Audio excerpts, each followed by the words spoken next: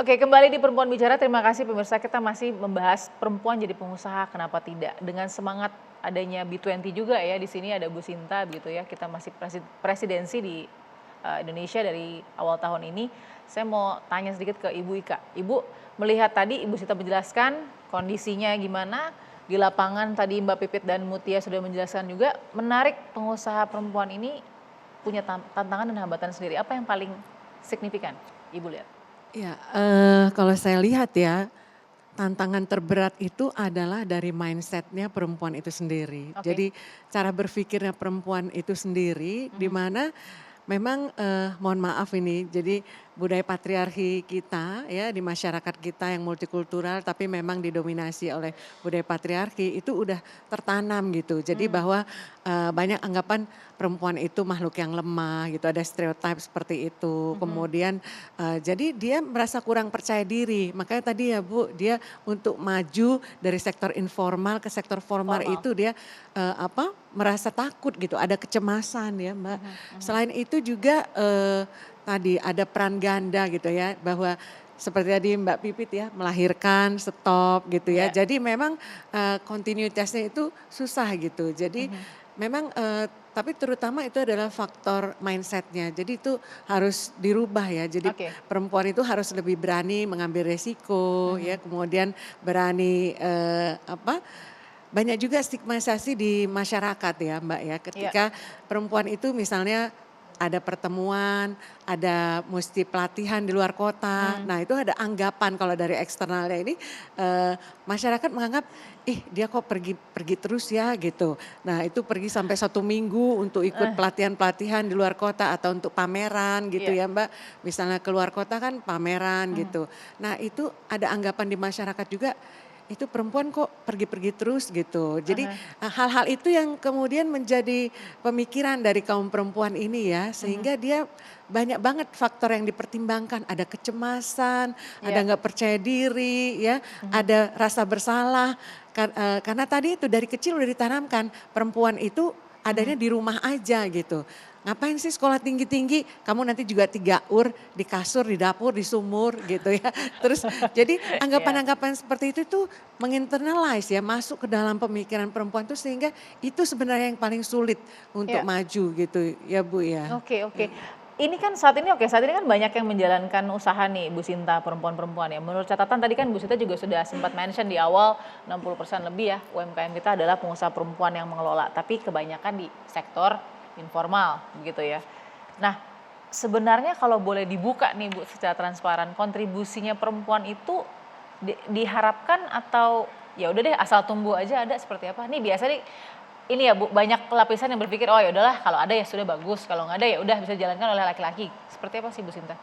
Iya, jadi kalau kalau kita lihat data aja dulu ya. Ya. Jadi dari survei yang ada kan juga menunjukkan bahwa kalau nggak salah dari McKinsey pernah mengeluarkan data kalau perempuan dalam itu ekonomi itu adalah smart economy namanya. Oke. Smart economy itu adalah bahwa kalau perempuan masuk ke dalam ekonomi itu bisa menaikkan PDB negara itu bisa sampai 25 triliun US dollar. Jadi besar sekali. Jadi ada proven track record kalau perempuan itu masuk ke ekonomi, itu nilainya akan PDB itu akan Naik. naik signifikan. Jadi ini sebenarnya proven bahwa we should encourage. Jadi kita harus membawa perempuan untuk masuk ke dalam ekonomi. Dan ini tidak hanya sebagai wirausaha, tentu saja juga perempuan di dalam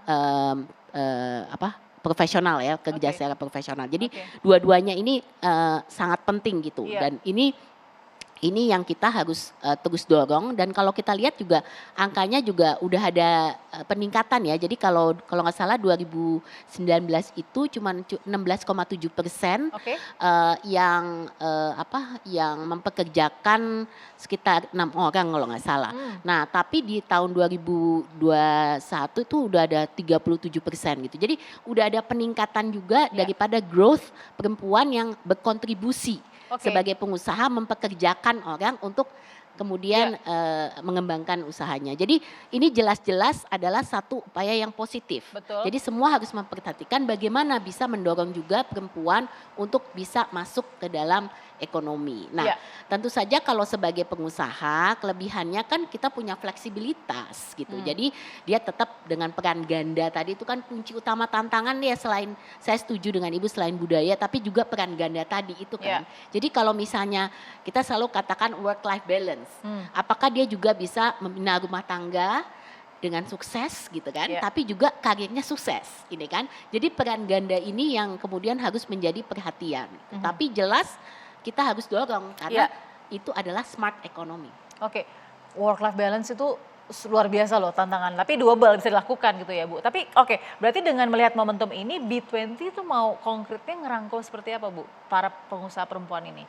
Kan jembatannya gapnya agak banyak nih, yang UMKM dengan yang middle dan upper level gitu loh. Ya, jadi memang salah satu upaya di dalam B20 Indonesia kali ini, kalau saya tadi menyebutkan karena kita juga negara berkembang, kita memperhatikan UMKM, ya kan. Nah di dalam UMKM itu kan ada yang namanya wirausaha perempuan, woman led business ya. Nah di sini kita juga memberikan bagaimana nih caranya rekomendasi kebijakan yang kemudian bisa membantu ya bahwa negara itu harus keluar dengan policy yang bisa kondusif dan membantu pengembangan entrepreneurs perempuan atau wirausaha perempuan gitu kan. Selain daripada itu digitalisasi juga memegang peranan penting setelah kita belajar dari pandemi dan lain-lain. Ini kapasitas digitalisasi ini juga sangat penting dan itu juga harus didorong.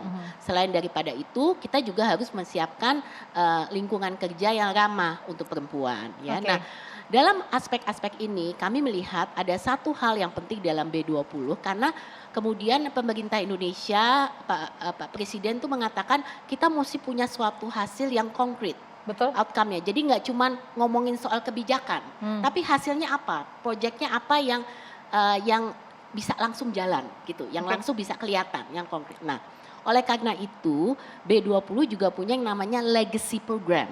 Nah, legacy program ini adalah proyek yang langsung bisa dimanfaatkan. Proyek gitu. yang langsung bisa dimanfaatkan, oke. Betul. Nah, program ini yang kita namakan One Global Woman Empowerment Program. Oke. Nah, ini adalah ini adalah platform yang kita ajukan, kita Indonesia inisiasikan yang didukung oleh semua negara-negara, bisnis negara-negara untuk bagaimana pengembangan bisnis perempuan gitu. Nah, ini yang kita punya 5 elemen gitu ya. Jadi mulai dari aspek digitalisasinya, peningkatan kapasitas skills daripada perempuan, kemudian sourcing dan investment karena ternyata permodalan untuk usaha perempuan ini juga sangat penting. Betul. Gitu loh. Jadi dia perlu modal. Nah, kemudian yang 4 juga yang kita hubungkan dengan kaitan dengan kesempatan untuk matching. Jadi perempuan itu punya jaringan kan, network dan ini harus dikembangkan.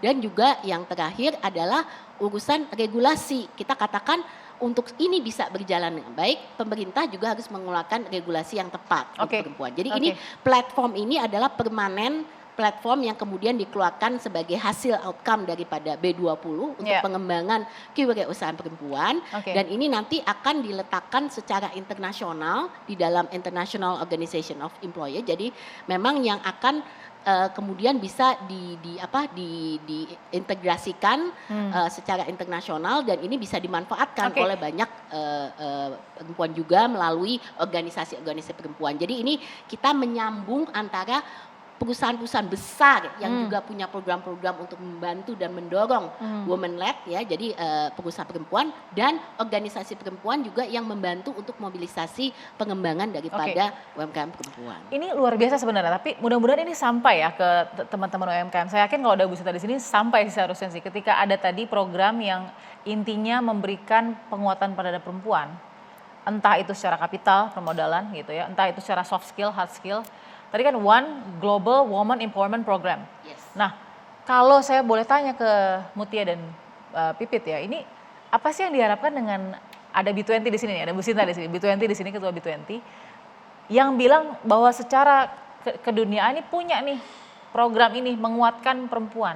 Sebenarnya yang paling diharapkan bantuan, dukungan, support seperti apa sih dari pengusaha UMKM perempuan? Silakan Mutia dulu mungkin. Apa yang diharapkan kalau dari B20 deh? Gitu. Mungkin lebih mudah lagi kali ya untuk perempuan karena kita kan suka untuk perempuan sendiri lebih dikesampingkan kadang-kadang untuk di dunia bisnis juga mungkin Dalam hal permodalan misalnya gitu ya? Iya betul. Mungkin dalam hal permodalan atau supaya kedepannya perempuan juga bisa nggak jadi pemain cadangan lagi gitu. Iya. Tapi maksud saya supaya bisa lebih mudah lagi lah untuk bisnisnya ke depan lagi. Jadi networking itu minta ya ibaratnya link tadi ya. Jaringannya, Jejaring dan permodalan ternyata Betul. salah dua yang menjadi tantangan gitu ya Betul, Mutia. betul. Oke. Kalau Pipit apa yang diharapkan dari adanya B20 juga ya di sini? Sama sih seperti Mutia, yang paling mungkin kami harapkan lebih ke gimana kami membangun networkingnya, jejaringnya. Karena kadang kami, saya sendiri merasakan bahwa kadang di titik-titik tertentu tuh kami merasa stuck gitu. Merasa stuck untuk mengembangkan ini lebih maju lagi itu seperti apa. Mungkin lebih ya itu tadi jejaring, mungkin pelatihan-pelatihan untuk meningkatkan skill selain pemodalan tadi ya. Oke. Karena misalkan dengan pemodalan tapi tanpa penambahan skill yang baik untuk kami dari level UMKM ini untuk maju ke Ya, kita step bicara yang lebih baik UMKM lagi. juga bicara ekspor loh di sini ya kan. Pasar bukan dalam negeri tapi juga luar negeri. Saya nggak tahu, saya cek dulu dari kamu Pipit usaha sudah sampai ke pasar luar negeri? Untuk luar negeri belum, paling customer yang memang ada kebutuhan untuk dipakai di luar banyak. Oke, tapi Indonesia sejauh apa? Kalau Semua pulau sudah? sudah, kalau Indonesia sendiri udah hampir Provinsi ya, semua semua pulau sudah. Oh wow, oke. Kalau Mutia sendiri sudah sampai ke luar negeri atau masih dalam negeri? Kalau untuk ekspor, karena saya di dunia tembakau agak susah Mbak Balkis. Oke, Iya. baik. Jadi emang ada aturannya ya? Betul, karena di setiap negara juga punya aturan untuk tembakau sendiri. Iya. Cuman kalau untuk di Indonesia Dalam negeri? sendiri sudah lumayan sampai Jayapura, Papua, sampai semua provinsi. Oke, baik. Tapi pastinya kesempatan kalau misalnya dapat kesempatan ekspor pasti mau kan, Oh, betul. kalau bisa gitu Tentu, kan. Nah ini tentu. yang saya pikir jejaring ini sangat penting tidak hanya di dalam negeri tapi Ya. juga di luar negeri. Dan ini yang bisa dibawa di B20 juga kan, karena jaringan kita kan internasional global gitu. Betul. Dan ini harus kita dorong gitu, kesempatan bahwa UMKM perempuan ini juga bisa go global. Betul. Gitu loh, bahwa produk-produk mereka tidak hanya dikenal di pasar dalam negeri tapi juga di pasar luar negeri. Dan itu membutuhkan ya nggak cuma kerja keras tapi jelas tantangannya Iya. nggak sedikit Iya, gitu iya, ya iya. untuk jadi produk global ini kan nggak semudah itu gitu. Oke. Nah ini yang saya pikir selain membuka akses pasar yang ada gitu kan, kita kan juga mesti siap dari segi produksinya. Iya. Ini kan kalaupun pasarnya ada yang mau beli produknya ada, bisa nggak disiapkan gitu loh sejumlah itu untuk Iya. bisa ekspor. Nah ini Iya. semua kan perlu persiapan. Bu, saya yakin di benaknya Pipit dan juga Mutia ini sudah gimana caranya saya link dengan network B20 ya. Pasti ada tuh. Bagaimana menyasar, how to target them gitu. Gimana sih menargetkan pengusaha-pengusaha perempuan ini? Pilihannya itu seperti apa? Mungkin sesaat lagi ya Bu Sinta ya. Kita juga akan bicara dengan Ibu Ika sesaat lagi di Perempuan Bicara.